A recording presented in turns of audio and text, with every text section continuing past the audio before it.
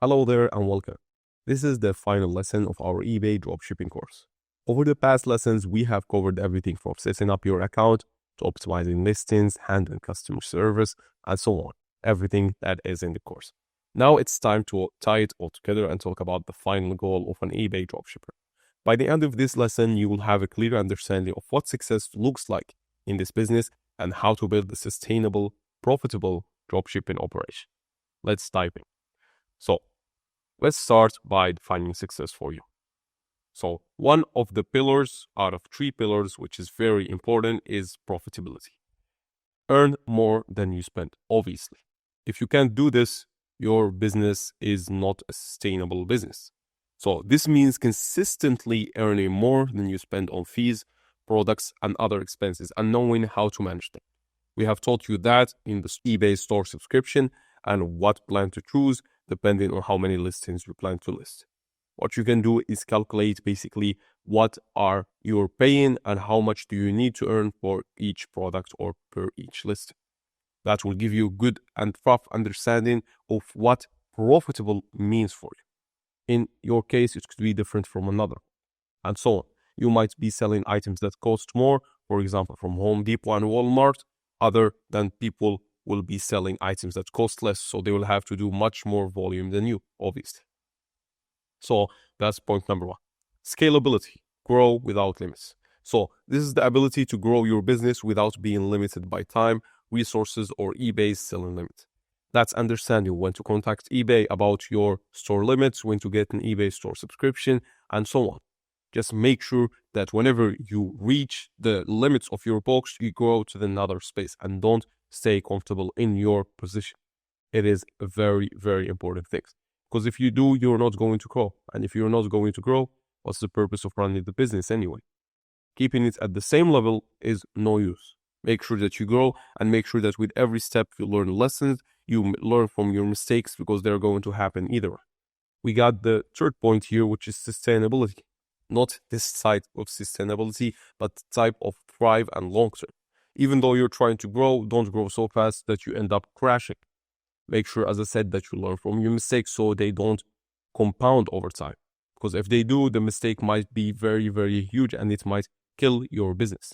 So make sure that you also prioritize being in the long term, because what matters is the long term. What matters is the long picture.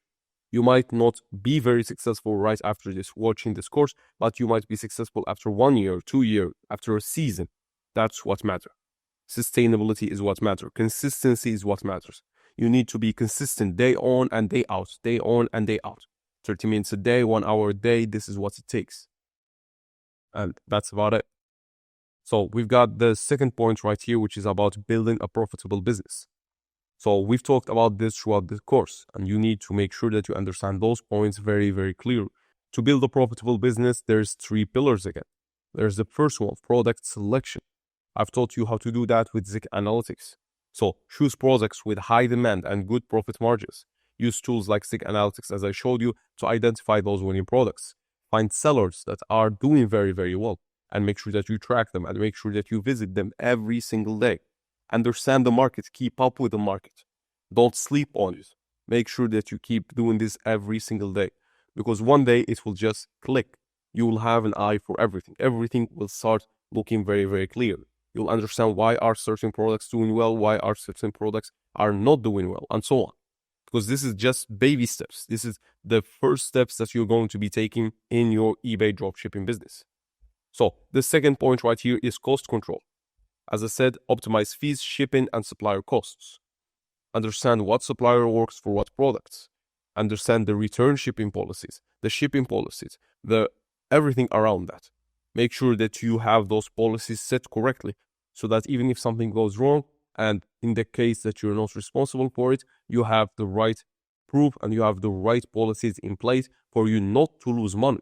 And make sure that you keep those costs as low as possible. So with eBay store subscription, make sure that you don't get a tier that you don't need. It might look like you might need the upper tier, but maybe paying more for the additional listings in the previous tier would be much better.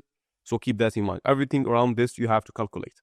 So minimize your expenses by optimizing the shipping costs, negotiating with suppliers, and taking advantage of eBay store subscriptions. pricing strategy. Price your products competitively while ensuring you still make a profit. Don't forget to factor in eBay fees, shipping costs, and supplier prices. So this will be very, very important. Even if you can have $0.50 difference between you and your competitor, you might be doing better because it's still you are a beginner. It's very, very difficult to price above the competition or to price within the competition. So you might have to price a little bit lower than the competition. So keep that in mind.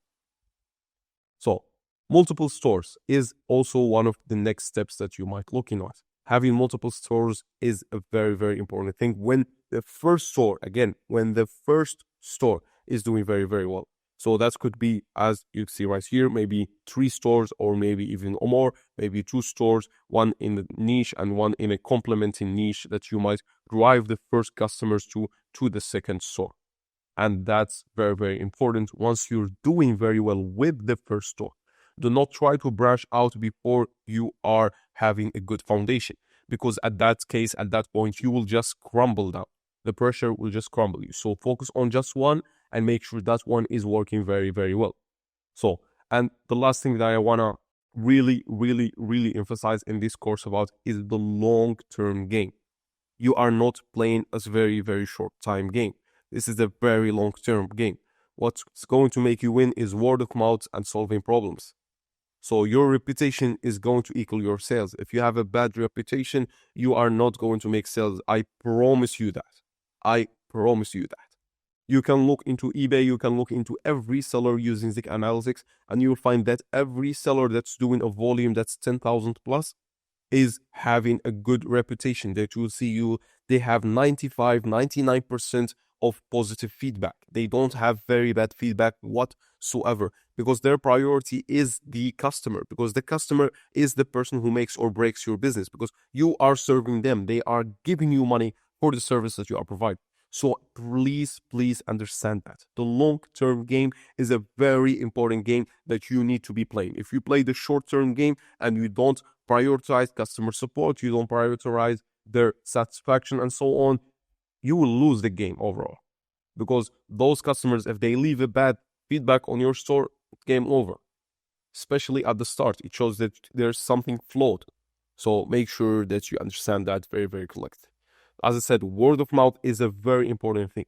What people say about your store, what people say to their friends about their store is very, very important. And then solving problems. When problem occurs, make sure that you solve them swiftly, quickly. Don't be very late with doing that. I've showed you how to do that, and make sure that you refund when possible, and make sure that you do the right steps whenever the problem occurs. And this was about it for this course. Thanks a lot for following alongside with me in this course. I really enjoyed teaching you in this course, and hopefully I'll see you in the next one.